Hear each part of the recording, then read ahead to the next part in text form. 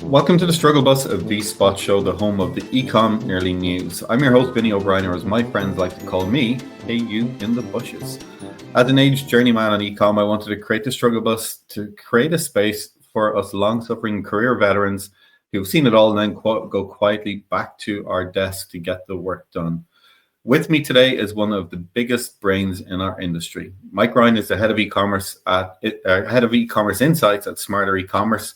The US man who found love and moved to Austria. The only thing sharper than his insights is his quick wit. Mike, thank you so much for joining me. Thanks for the very kind intro, Vinny. Mike, you have an incredible output when it comes to LinkedIn content and content in general, from your podcast through to Twitter and everything else in between. I'm not entirely sure how you find time to do all of this, but I want to take you back and we'll jump into a little bit about your career along the way. But I kind of start this podcast always with one kind of opening statement, and then we build on everything else from there. And I want to take you back to 2 years ago. You wrote a post on the Smarter E-commerce LinkedIn page, and it was all to do with the emergence of Google Marketing Live being conversational and allowing people to create campaigns. Do you remember that post? I remember that Google Marketing Live. I'm not sure what I wrote about it back then. Look, nothing too controversial, but Yeah. It was interesting at the time. You said a few things. You posed, who is this going to be for? Because it was this new conversational flow, allowing you to create campaigns, writing conversational campaigns in Google Ads. You said who's it for? You said everybody, probably. I'm summarizing all of this for you now.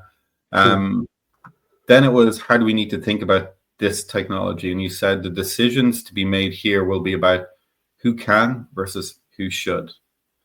And you've asked some really interesting questions in there. And then just getting on towards the end of it, you said it's not magic, it's math, which kind of speaks to your brain and I think the way that you think about the world. But you end up and you say this comment, which I thought was kind of telling and maybe an interesting point to start the conversation today. I hope we'll all linger and dwell at this point in the technology. It feels to me, probably I'm guilty of it too as well, but it feels to me like the industry has not spent enough time in the technology at this point yet. We have formed opinions and strategies and ways forward. You probably, as you said, you probably can't remember writing the post, but if you cast yourself back and then bring yourself forward, where does that leave us? Yeah, well, when I think back on that feature, conversational campaign creation that Google announced back then, I wonder if anyone is using that feature. and maybe this brings us back forward to the statement at the end there about dwelling, because I think that we are not that reflective about this technology, or there's just this insane need for tempo and momentum and a race to find use cases, and it's all just like go, next model, and yeah. So I think that is a little old school, but a lot of good things happen by moving slowly. So yeah. I mentioned in our pre-call conversation, short as it was, I said there's a few topics I was looking into as being my guiding lights for next year, and one of them is productivity does not equal progress. And it kind of touches on what you have said there. And I wonder, are we being forced into this kind of productivity game because we've had this year of efficiency kind of carving out in terms of our businesses and taking costs out? Now we need to get back to growth. How do you advise your customers or people you think or people you talk to within your own business about moving slowly? Like, how do you develop a mindset around taking things slower? Well, I think, like, for me personally, before we get into that, like, my limiter is not so much on the tools that I work with or stuff like this. Ultimately, I'm limited by the amount of ideas that I can produce, and also just I don't know, that I it's great that you can vibe code something in 5 minutes or whatever. It's kind of, just as an example, but doesn't really matter if your ideas are not good. Otherwise, it's just output. So something that I've been talking about with businesses, because it has been quite challenging for some of our customers. We have some customers that, we've lost, or rather that, their businesses have shut doors, and there have been some very sad stories. But yeah, I mean, again, it's just this idea that, like you said, productivity and progress are not necessarily directly related with each other. More is not necessarily more. I think that we really need to take stock and make sure that we've got our best offers that we have, that we're focusing on actually being differentiated somehow. I see like the role of AI in e-commerce ahead is potentially being this kind of like a blender, where it's just consuming information at this vast scale, putting it through a blender, and if your brand is able to emerge on the other side of that, because I'm afraid the only thing that emerges on the other side of that are just price tags and commoditization, and that there isn't a lot left for e-com to hold on to in terms of finding relationships with customers and not just being ChatGPT's warehouse. This is a concern for me. So I really emphasize brilliant basics, doing the things that we've been doing them well, doing them better, doing the things we ought to have been doing. And because we don't know exactly what's ahead, but I don't know if that's getting toward an answer to your question. No, it is. It's an interesting crossroads that we find ourselves at, and I just wonder, with someone like yourself, I pay a lot of attention to your content. I think you've self-identified as an introvert and intuitive. You think and you kind of prospect. So I love the way that you put forward how you think about data. You think over a longer time period than most people I know, and I think that's a huge advantage that you're able to demonstrate. When you think about now LLMs and their impact on our daily lives, what kind of time frame are you looking at over? And you mentioned as well, none of us know where this is going. How far, if at all, can you project forward? Just to about this data thing for a second, by the way. Yeah. I mean,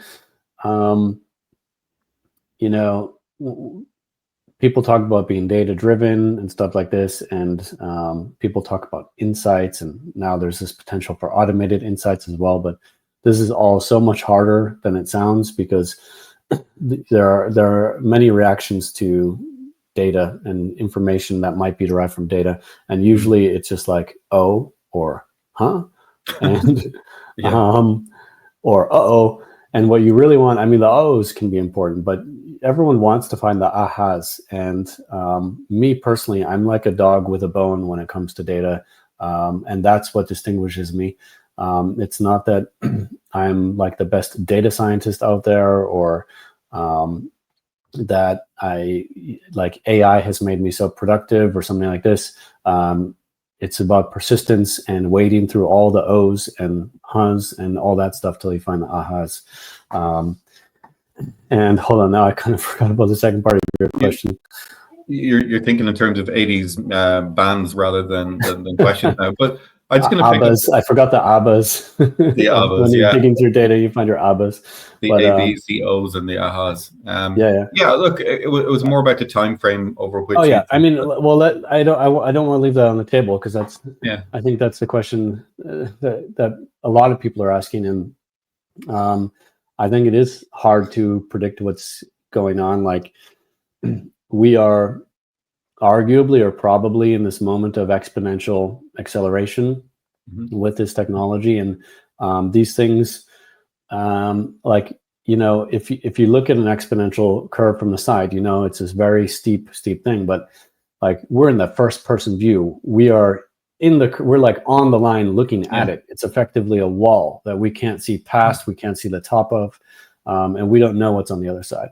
And the last time we had a disruption like this, it was probably smartphones, and there were a lot of kind of second order consequences of smartphones that were non-obvious. Like, I mean, social media was already around, Facebook was all around, but the combination of smartphones and social media was maybe non-obvious and has changed so many things.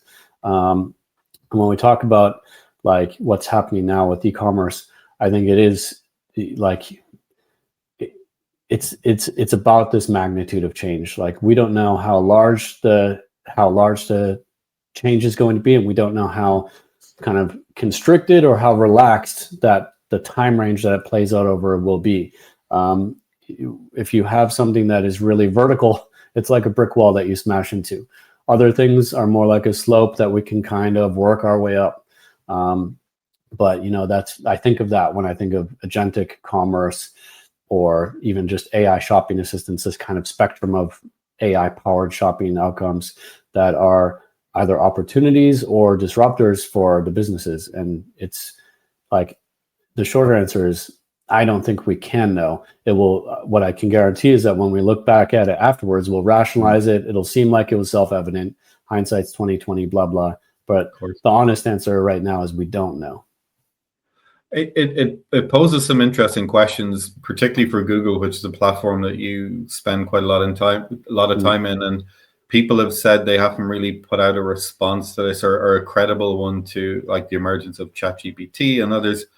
But also Google have survived other infiltrations of their ecosystem before, and many people have tried to muscle in on their turf, to use a term. I saw a Grease clip of the movie a little while ago. So muscling on someone's turf is what came to my head.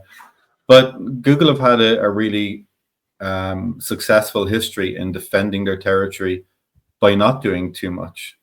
What's your read on what they're doing now? And are you seeing something that we're not? Yeah, I'm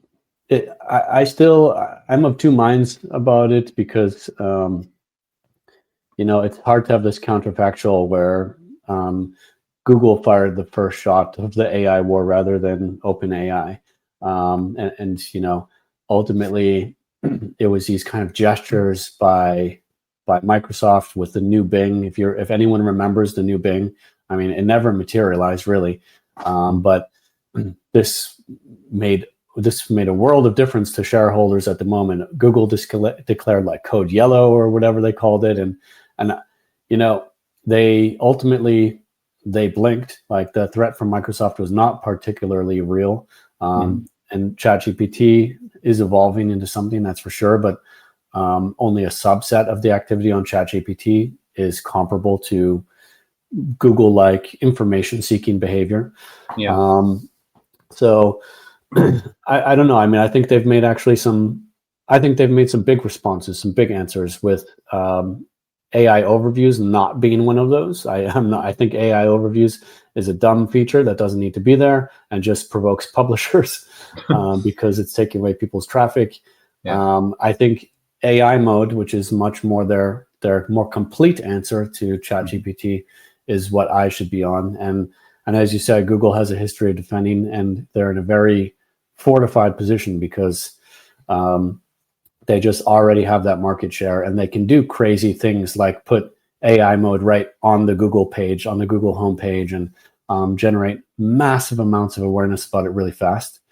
So yeah, I mean, and I also think that OpenAI has everything to lose, or they have in some ways slim chances of success, just because of the raw economics of that. They're losing so much money.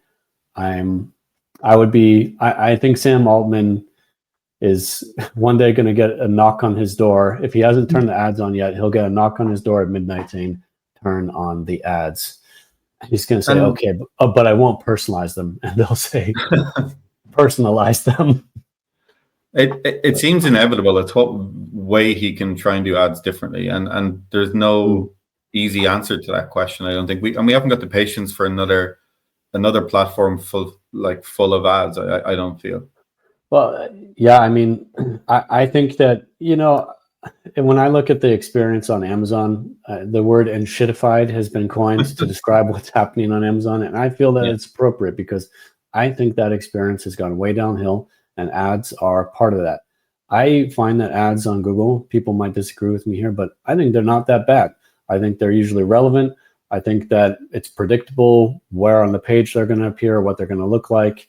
What drives me nuts about Amazon is it can be sometimes really hard to figure out if what you're seeing is sponsored and where it is. It's variable. There's so many different. Yeah, I'm not satisfied with that.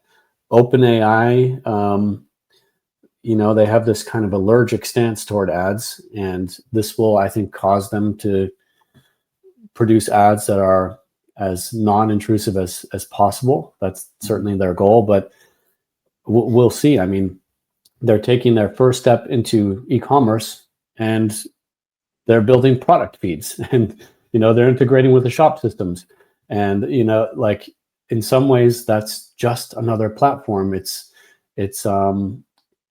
different, but it's also so similar to what we already have. Like, I don't know. It's a bit like there's all this talk about agentic reshaping everything, and yet they have a dependency on shop system integrations and product feeds, which is the existing paradigm. Things didn't change maybe as much as we imagined. Yeah, it requires a human behavioral change that we saw happen during COVID, but was quickly eroded because we realized it wasn't what we necessarily wanted to do or how we wanted to behave. And I'm not seeing the evidence yet to suggest that agentic is an appropriate path forward. I certainly don't want it, but the areas that I've seen, and I'm piecing together the research on it, and I'll certainly share it, but governments are now investing in strategies that are enabling a more agentic society. For example, the Irish government signed off a piece of legislation that came into effect in early September, which was about creating an environment in the preschool education of children that makes them agentic citizens. And it was really striking because, one, it's not a word the government's ever used, and two, they give some loose definitions around it that talk about taking agency on learning and teachers being able to provide agency, but it's an unusual stance for a particularly conservative government. Yeah, so, I mean, let me just go on record that I've despised the word agentic from the first time that I heard it, and I don't know the details of what you're discussing here, but it's a bit weird to talk about agentic citizens because we're real citizens. We have real agency. We are human beings with free will and with rights. And so I don't know. It feels very buzzwordy to me, but completely. That's what was striking about it. The fact that it's a technology phrase embedded in an educational policy that's now in place. And as I said, in a country that's got a historical conservatism when it comes to protection of that policy, that's where I think there's movements happening that may shape this in ways that we're not in control of. And that's where I sit very uncomfortably around all of this. But kind of moving it forward, what's it changing on a day-to-day basis for you? Or how's it changing how smarter e-commerce are having to behave on behalf of your clients? I mean, right now we're just kind of helping people understand the kind of roadmap that Google is laying out, what's coming next. We're also looking at, helping people evaluate OpenAI. Is this something they need to pay attention to or not? And if so, when? I think it will, it might not take off as fast as some people expect. But also there, as I said, I talked about OpenAI building e-commerce based on feeds, and Google has these new AI advertising placements, like in AI overviews and AI mode. And they're just built right now out of standard ad inventory because that's what they have. And so it's partly just, it's managing expectations that there is this level of uncertainty. There is change coming, but also, what of this is a distraction, and what are the things that we've been doing that we can't forget about because that's still how things are built right now. So it's really just, it's an intermediate phase, and it's the early part of that intermediate phase. So I think there's actually more reassuring going on right now than there is like a radical change in tactic, because for the most part, a radical change in tactic for e-commerce, for paid advertising, is not that necessary right now. It's of course different if you're a publisher who depends on, very information based, and you depend on organic traffic, that's a totally different situation that those people are facing. And we kind of benefit. It's like that saying that the future is here. It's not evenly distributed. The future is very much here for these organic publishers with a dependency on organic. And it's less so here for e-commerce right now, as I see it. Do you love the industry as much now, or love operating in it as much as you did, say, when you were here, 6, 7, 8 years ago? And do you get as enthused by these types of challenges as you did when you were younger? It's not an age thing. I'm just wondering where your head's at in terms of excitement versus fear when it comes to these sorts of changes. No, I view it with more excitement, and also a bit of, we've been through the crypto hype cycle. We've been through the metaverse hype and stuff like that. Yes, yeah, that's why I'm so relaxed. I'm a billionaire. So, but I'm a very curious person. I consider myself, it's like a kind of a cringy phrase, but a lifelong learner. Like, learning is very important to me, and I'm privileged to be in a position where I can spend a lot of time learning. But I just see this all as, if anything, it's just a bit overwhelming. The volume of information, the pace, the seeming pace of the change.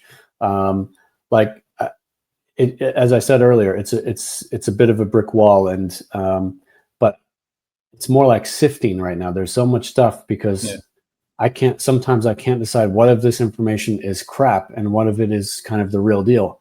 And that's more the thing. Like, you have to pay attention to everything, but then you have to decide what you're going to keep paying attention to. Yeah, I keep going back to a book I mentioned before, Kevin Kelly's The Inevitable, and he calls this phase filtering. And it's about how we've got to assimilate all of it and then determine what it is going to be useful. Some of it will be useful, but not today, and then something into the future. I'm conscious of time, and I said to you, I try to keep this to 18 to 25 minutes every time we do it. I'm getting to the question that everyone wants to hear, and it requires a lot of thought, but if it's a bit of a step change as well, so bear with me. But if your career was a song right now, what would it be?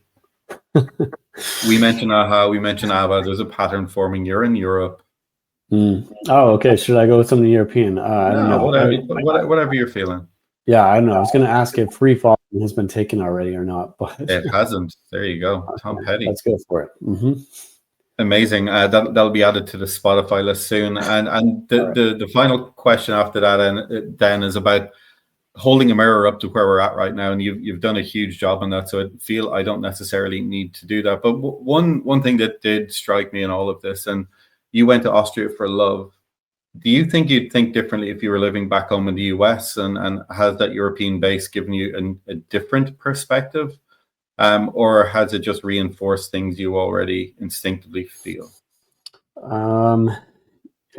Yeah, I have to think how to keep this answer concise. I think that it has given me a different perspective, and it's given me a level of detachment too. Like, it's weird because when I visit the US and I'm sitting, I don't know, sitting in a hotel lobby or sitting anywhere, and like the news is playing on the TV there, it feels totally different than when I'm engaging with the news over here. And I don't know why or how to really explain that, but I think this level of detachment helps me out a bit as well. Yeah, and I try to really stay middle of the road on things where I can, and that's sometimes even a controversial position nowadays, but I think it's an important one. I think we need to, there's so many ways in which just trying to stay calm and stay middle of the road is very helpful. But, yeah, it's a salient point maybe to finish up on. I love that idea. It comes through in everything that you do. Well, not everything you do. I think you've got very strong opinions on areas that count from a work perspective. I fly off the handle once in a while. Everyone does. A Twitter rant every now and again, as I every 6 months or so, I reckon. I never hurt anyone. Never heard anyone, indeed. Mike, look, thank you so much for taking time out. Thanks for joining me on the struggle bus, and I hope you'll join us again some point in the future. Absolutely. Thank you for having me, Vinny. It was good to catch up again. Yeah, likewise, Mike. Take it easy. There you go. I got you out within the 25 minutes. Wow, spot on. Yeah, I think so. It was like 25:01 when I just